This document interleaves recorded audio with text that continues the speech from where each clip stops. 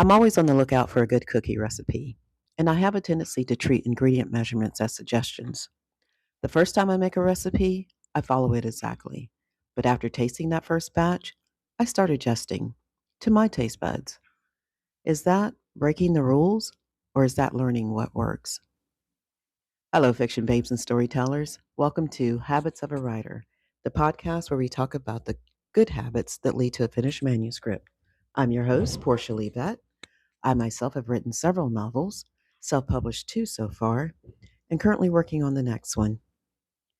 Last week was the first episode in our series on structure. We talked about plotting and why it's the important work we do before we write the story.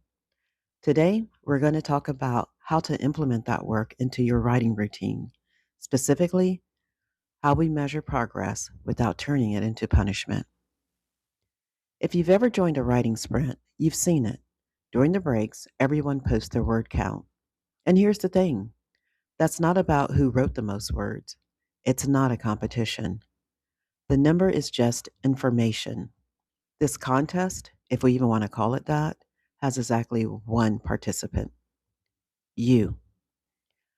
I might type 420 words in a 15-minute sprint. You might type 500. What matters is learning your pace.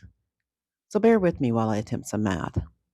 If I type 420 words in 15 minutes, that's about 1,680 words an hour. If my novel is 80,000 words, then I know roughly it's going to take me approximately 48 hours of writing time. That number doesn't pressure me, it helps me plan.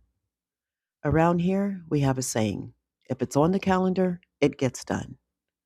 Knowing how long it takes me to write helps me decide when writing fits best into my day and my week. Word count becomes a signal. It tells me how I'm progressing, not how worthy I am. And word count isn't the only signal.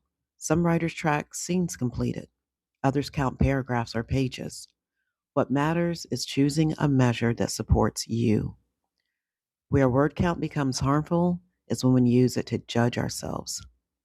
I've shared before that I've never hit 50,000 word goal during November's writing month, and I probably never will. I don't type or think that fast. My goal is usually 25 to 30,000 words. That's attainable. That's realistic. I don't believe in setting myself up to fail. And if I don't hit my word count goal, I don't stop writing. Progress is still progress. The goal isn't a number.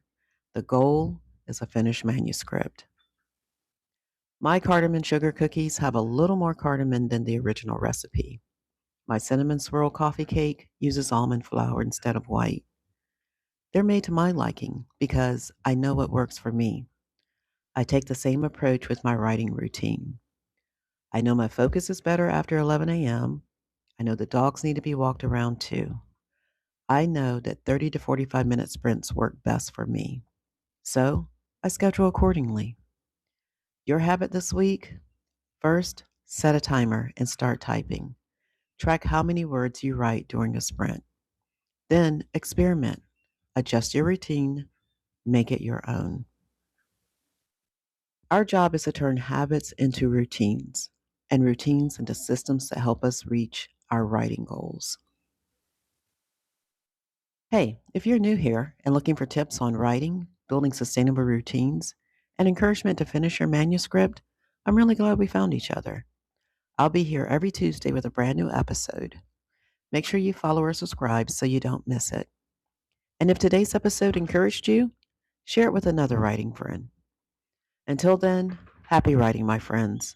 Again, my name is Portia Leivette, and this is Habits of a Writer.